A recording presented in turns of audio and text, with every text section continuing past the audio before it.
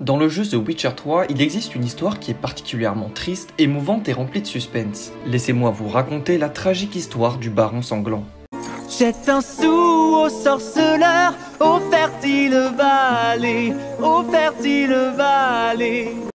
L'histoire débute sur Geralt de Rive. Le sorceleur est à la recherche de Ciri qu'il considère comme sa fille adoptive. Après avoir exploité une piste, Geralt apprit que la jeune femme était passée dans la région de Valen, un endroit marécageux où règne la misère et où la récente guerre avait laissé de sombres marques. Le loup blanc se rend donc à Perchefreux et y rencontre un chef de guerre aussi connu sous le nom de Baron Sanglant, souverain autoproclamé de Valen. Geralt entame la conversation avec le baron et autour d'un verre, le sorceleur demande à celui-ci des informations concernant Ciri. Le baron lui répond qu'en effet, celle-ci avait bien séjourné dans sa cité. La jeune femme était arrivée blessée et il lui avait offert de la nourriture ainsi qu'un toit le temps qu'elle se rétablisse. Cependant, le baron n'était pas le genre d'individu à fournir des informations à titre gracieux.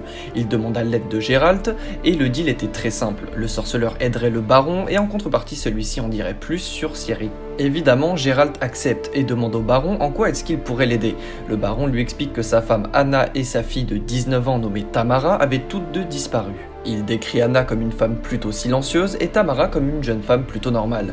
Geralt décide donc de voir les chambres des deux femmes afin d'en apprendre un petit peu plus, une idée que le baron n'appréciera pas dans un premier temps. En examinant les pièces, Geralt remarqua plusieurs choses. Un bout de chandelier cassé, du vin renversé sur le sol, mais le plus important c'est ce qu'il trouva en déplaçant un tableau.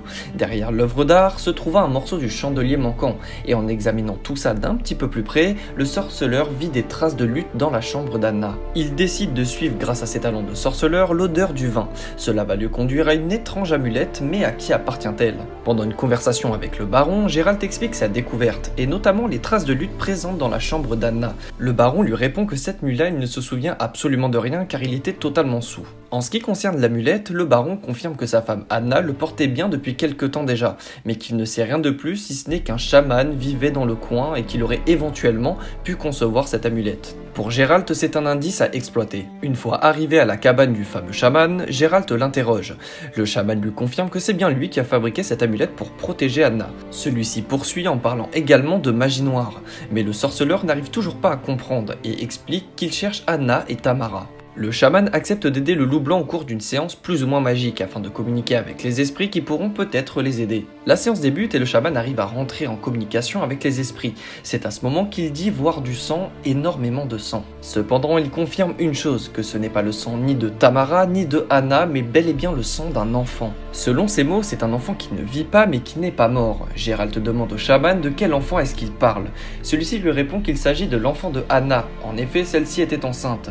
Il poursuit en expliquant à Geralt que la femme du baron avait fait une fausse couche, ajoutant que le baron est un homme avec un sale caractère et un penchant pour la bouteille. C'est alors que Geralt se demande si le baron n'aurait pas un rapport avec la fausse couche de sa femme. Geralt poursuit en demandant au chaman ce qui a bien pu advenir de l'enfant, ce à quoi le chaman va lui répondre, toujours selon ses dires, « Jeté dans une tombe sans rite ni cérémonie, il s'éveilla.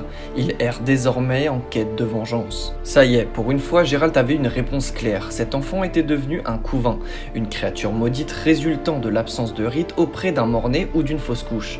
Il se nourrit de fœtus et du sang des femmes enceintes pour se venger de ses bourreaux. Avant de partir, le chaman va dire à Geralt de capturer le couvain car celui-ci pourrait l'aider. Geralt repart donc pour Perchefreux. Le baron devrait savoir où se trouve la tombe de l'enfant mort-né car il fallait agir vite. Mais en arrivant dans la cité, un incendie était en train de consumer l'écurie et après avoir sauvé un homme des flammes ainsi que tous les chevaux, il confronta le baron. Le sorceleur déclara que le baron battait sa femme et il ajouta aussi qu'il savait pour la fausse couche. Le baron sanglant, ivre et enragé, se jeta sur Geralt, mais le sorceleur n'eut aucun mal à le corriger. Après cet échange quelque peu musclé, le baron expliqua à Geralt qu'il n'avait jamais levé la main sur sa fille Tamara. Geralt, pris de dégoût face à cet homme, lui demanda d'être plus clair en ce qui concerne Anna. Selon le baron, sa femme le poussait à bout. Après 20 ans de vie commune, elle avait tout vu de lui et savait où étaient les faiblesses du chef de guerre. En ce qui concerne Tamara, le baron explique qu'elle était la prunelle de ses yeux. La jeune femme avait une liberté comme aucune autre femme, faisant ce qu'elle souhaitait. Geralt demanda que tout lui soit expliqué en ce qui concerne le bébé.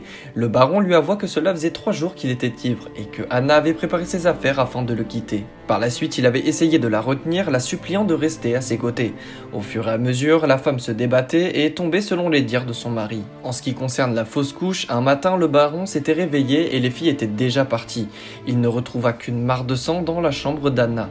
Il s'approcha du lit et vit, selon ses dires, « Je l'ai vue, elle gisait là, petit être sans défense, sur des draps tachés de sang, morte par ma faute. » La tristesse se lisait sur le visage de ce père affligé par ce douloureux souvenir. Il avoue avoir rêvé de cet enfant, ce petit être qui aurait pu recoller les morceaux avec sa femme Anna. Gérald lui demanda par la suite ce que le baron avait fait du corps.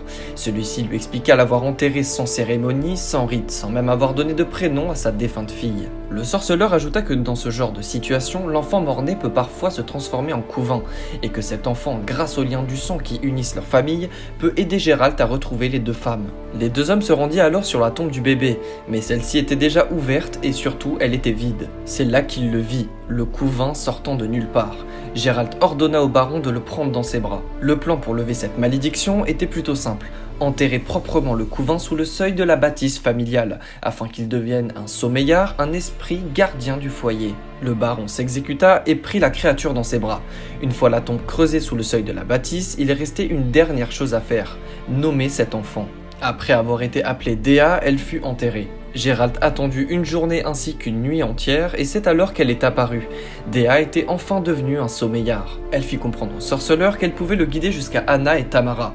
C'est alors que Gérald prit donc la décision de la suivre. Mais le loup blanc était loin de s'imaginer ce qu'il allait apprendre par la suite.